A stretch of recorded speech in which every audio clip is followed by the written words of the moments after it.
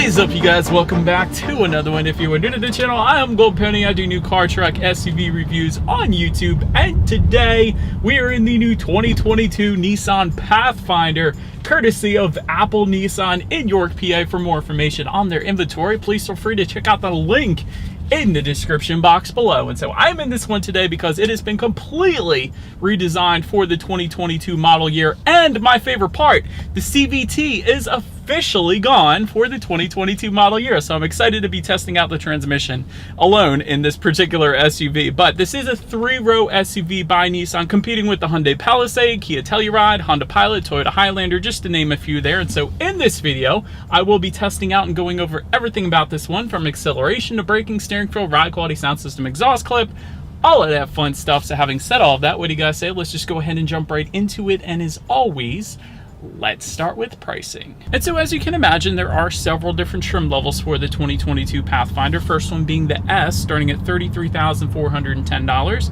SV for $36,200, SL, which is the one we have today, starting at $39,590, and lastly the Platinum, starting at $46,190. So by the way, that was all pricing for the front wheel drive configuration. If you wanted to add all-wheel drive, simply add $1,900 then to any of those prices. But so then, regardless of trim level that you go with, the power plant on the Pathfinder is going to be the same. Powering this beast is a 3.5 liter direct injected V6, putting out 284 horsepower at 6,400 RPM, 259 pound-feet of torque, coming in at 4,800 RPM. Power sent to front wheels or all wheels through a 9-speed automatic with paddle shifters, which you guys know we will be testing out in a little bit here. But 0 to 60 time is going to come in at approximately 6.7 seconds, with MPG numbers coming in at 21 in the city, 26 highway for the front wheel drive, 21 in the city, 27 then on the highway for the all-wheel drive, taking regular unleaded fuel. And so, but now having got all of that out of the way, before we do any kind of fun paddle shifter test or acceleration test here in the Pathfinder,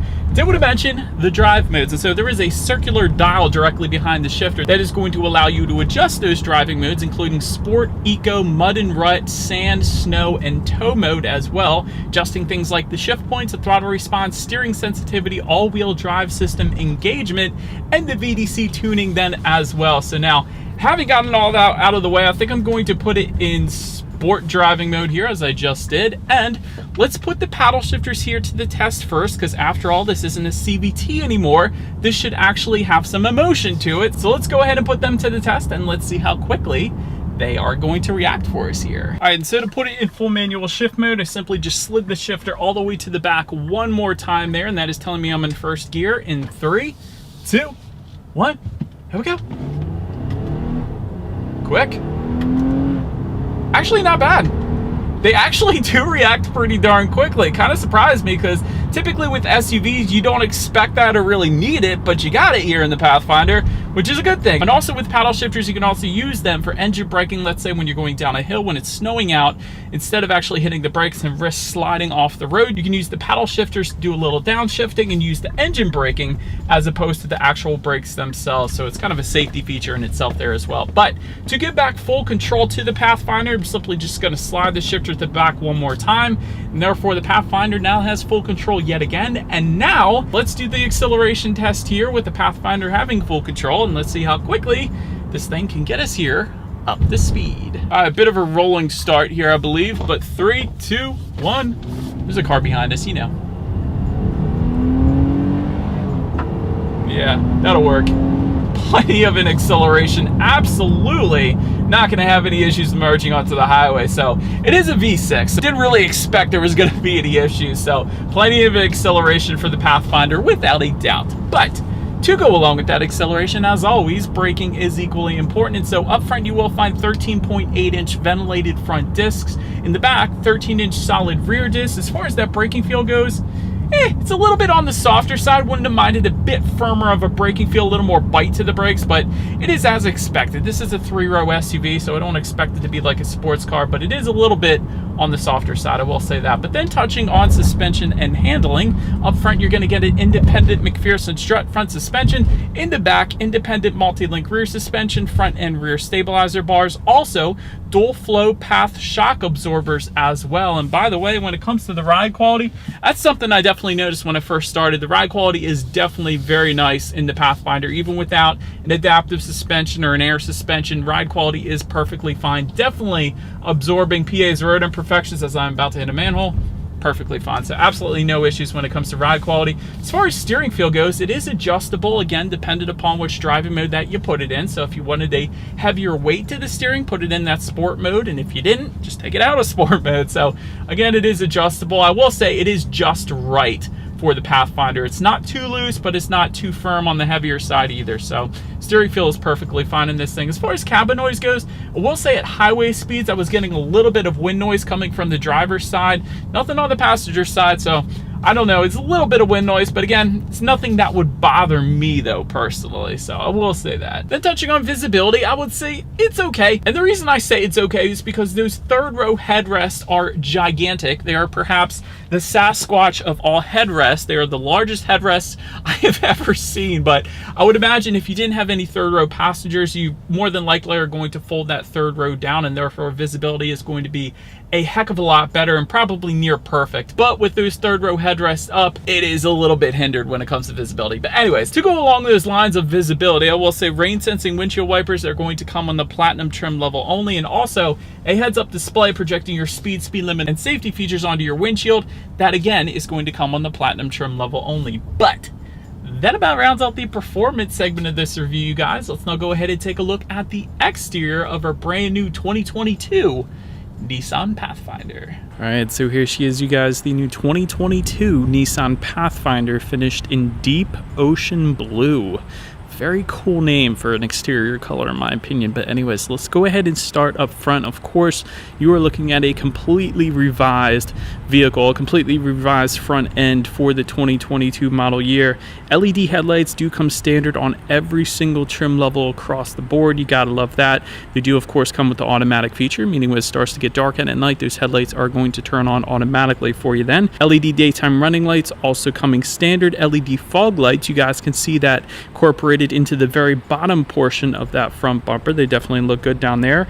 And a new, not so V-motion front grille. It's kind of like a U-motion almost front grille now, if I were to call it something. But it definitely looks good up there. The chrome accents definitely give it a more high-end look. I do like the white accenting within the Nissan logo as well. Not a whole lot of manufacturers do any kind of accent colors with their logo, so I do like the way this one turned out. But anyways, silver accenting then on the lower portion of that front grille as well. But overall, extremely nice looking revised front end for the 2022 Pathfinder without a doubt. But that about rounds out the front of this one. Let's now go ahead and make our way to the side of this one. All right, and so now since we are around to the side, black roof rails coming with the SV trim level, silver roof rails coming with the SL and platinum trim levels then, and then no roof rails, in case you were curious, for the S trim level. So did want to mention that, but I do like the crossbars that we have. That is an added option, but do like the way they look up there as well. Rear privacy glass does come standard across the board for the Pathfinder. Floating roof line towards the back. You guys can see that black portion that gives it the floating roof line. That looks good back there. Chrome belt line molding. I do see that as well. One of the coolest things though, you guys can probably see, actually I'll just get up close for you guys here. Pathfinder etched into the matte black portion of the side skirts here. I thought that was a pretty cool little accent. Not a whole lot of manufacturers will add that little attention to detail, but I do like that Nissan did that, so looks pretty darn good right there. Then when it comes to those side mirrors, they are body colored power adjustable side mirrors with LED integrated turn signals for every single trim level across the board. Gotta love that. If you wanted heated side mirrors, go with the SV trim level and up, and then the platinum is going to add to that power folding feature and the reverse tilt down feature. So when you put this thing in reverse, the mirrors are going to tilt down so you don't go running over maybe a kid's bike or scooter or whatever. So that's how you're going to get that with the platinum. But then taking a look down at the wheel configurations, 18-inch dark painted aluminum alloys for the S and SV, 18-inch machine finished aluminum alloys then for the SL. That's what you're currently looking at. And then 20-inch machine finished aluminum alloys for the Platinum. But overall, yet again, a very nice side profile to the Pathfinder. Let's now go ahead and make our way to the back of this one. And so, but now since we are around back all the way to the top, you have that body-colored shark fin antenna. Just below that, rear spoiler with an integrated brake light. Just below that, rear window wiper. LED taillights actually come standard across the board as well. Do like the Pathfinder horizontal lettering spelled out there. It's a little thicker lettering than you see on some other manufacturers, so it makes more of a statement. I do like the design to that. Max towing capacity, by the way, because you guys can see that towing hitch towards the bottom there, 6,000 pounds, which is pretty darn impressive considering trucks, even like the new Hyundai Santa Cruz and the Honda Ridgeline, can only tow up to 5,000. So Nissan Pathfinder puts it in at 6,000. That's pretty cool. Anyways, single exhaust outlet tucked away all the way to the bottom there, so I do believe you guys know what we have to do next. As always, here is that exhaust clip.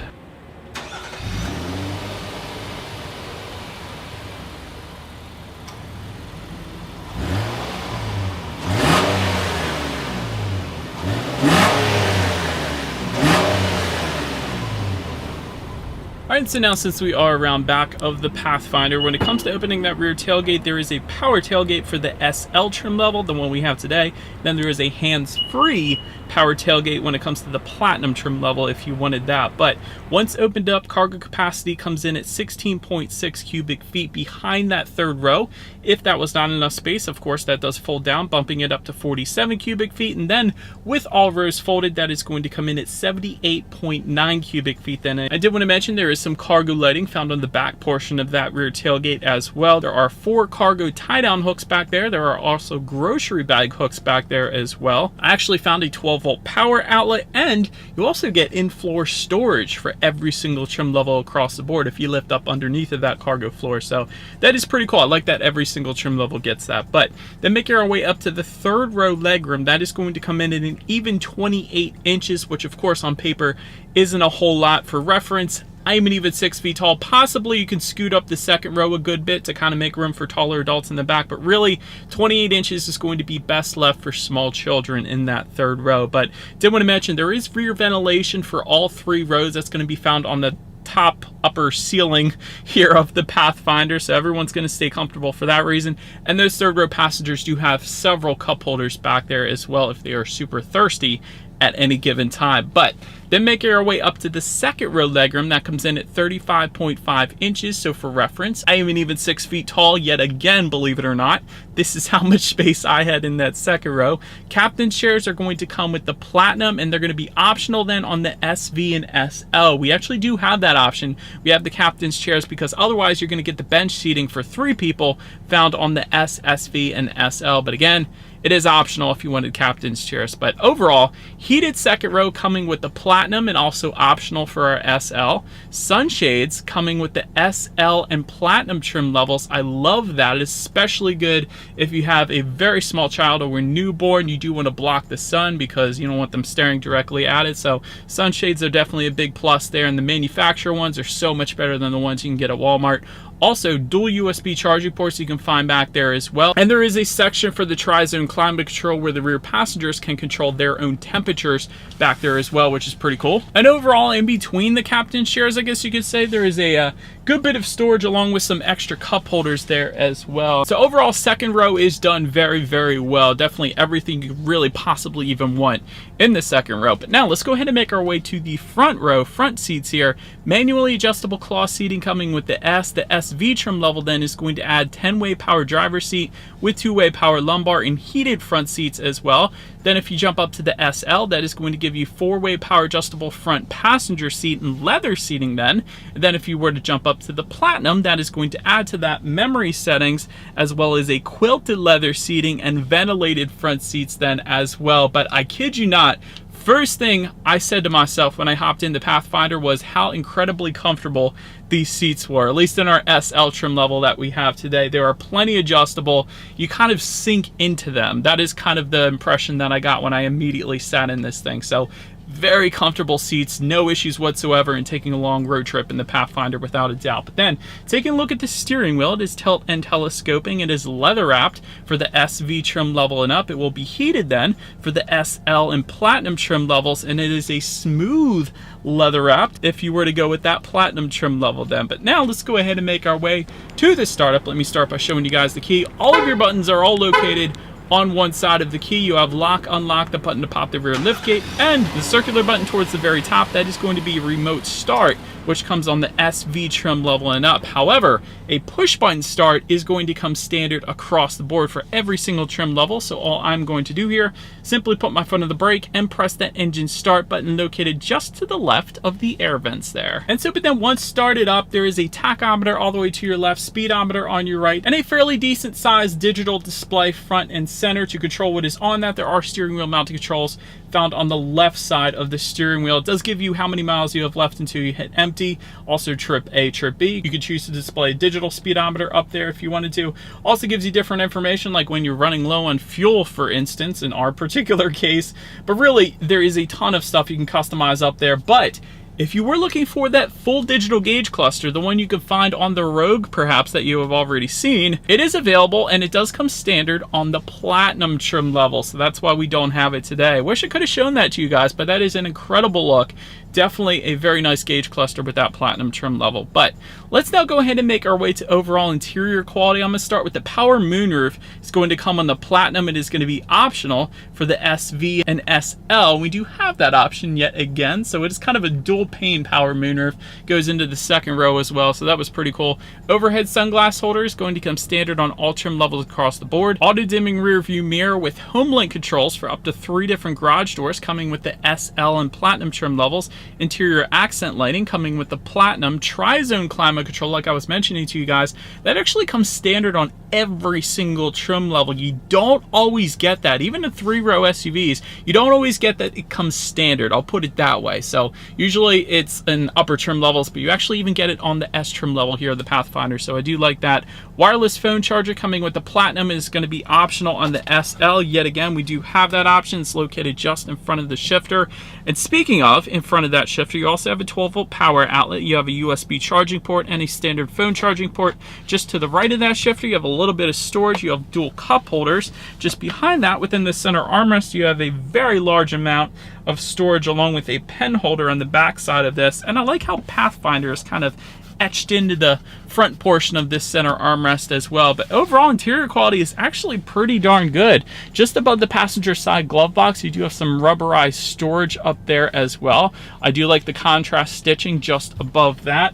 Also like how there's gloss black finishes found on the doors around where the window buttons are. They could have left that a matte black or gray plastic, but they didn't. And I like that as well. So overall, it kind of surprised me. Nissan did pretty darn good when it comes to interior quality with the Pathfinder, without a doubt. But now let's go ahead and make our way to the infotainment screen here. 8-inch color touchscreen display is going to come with the S and SV trims.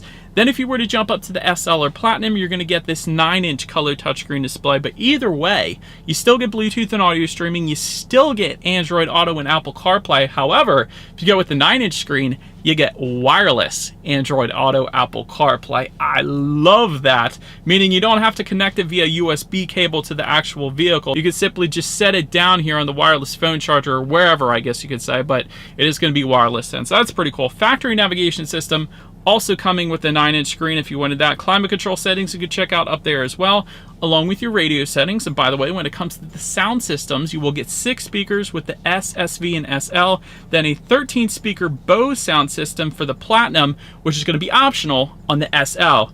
We do have that option, believe it or not. That's pretty cool. So let's go ahead and turn on the radio, see what we got playing today, and let's test out our 13-speaker Bose sound system that we have here today.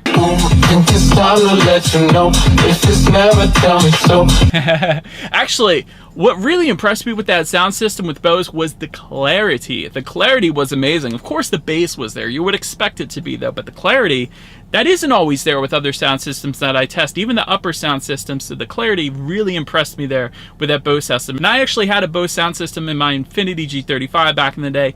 Never had any issues. It never failed me, never broke. So definitely a very nice sound system for the Pathfinder without a doubt. But last thing I wanted to mention to you guys on the infotainment screen is When you do put this one in reverse, you will find a rear view camera coming standard across the board. Every trim is going to get that. But if you were to go with the SL or Platinum, you're also going to get a surround view monitor, that bird's eye view, letting you know what is entirely all around your vehicle. That's going to be the screen to the right, which is always is going to lead us into safety. And so to start, front side curtain airbags do come standard. Also though, driver and passenger knee airbags as well. You don't always get that. In the back, you're going to have latch, aka lower anchors and tethers for children for the rear car seats, rear child door locks, tire pressure monitoring system. That's all super boring at this point, but also coming standard on every single trim level will be adaptive cruise control, forward collision warning, autonomous emergency braking with pedestrian detection, lane departure warning, lane keep assist, blind spot monitoring system with rear cross traffic alert. You don't always get that standard on other SUVs. Rear parking sensors, reverse automatic braking, automatic high beams, and driver attention warning system then as well. But then if you were to jump up to the SL or Platinum, you're also going to get front and rear parking sensors and traffic sign recognition then as well. And so, but overall, when it comes to my final thoughts here of the Pathfinder, I do love the redesign. This is an extremely good looking SUV, very aggressive, very masculine in my opinion. I love the look of it. Digital gauges are great. Wish I would have had it on the SL trim level that we have today. Nissan, you should make that an option for the SL, because I definitely love the digital gauge clusters that you do. I've seen them before. No more continuously variable transmission. That's the #1 selling point of this thing. The transmission that it now has is absolutely wonderful and a million decades better than the CVT in the previous generation. Very good interior quality as well, I will say that. As far as room for improvement goes, I don't know, the only thing I could really think of is maybe some multicolor ambient lighting would be pretty cool. Wouldn't have minded seeing that, but you got the digital gauges available, you got the excellent Bose sound system. All in all, definitely a big fan of the new Pathfinder. But let me know what you guys think of this thing in the comment section below. That is about it for this one, you guys. Thank you so much for watching. Feel free to follow me on social media at the bottom of the screen if you wanted to see what's coming next on the channel before it actually gets to YouTube. Be sure to hit the subscribe and bell notification button if you're into new car reviews. That is what we do here on this channel. After all, do appreciate you guys watching more than you know. I will see you guys all in the next video. Stay gold.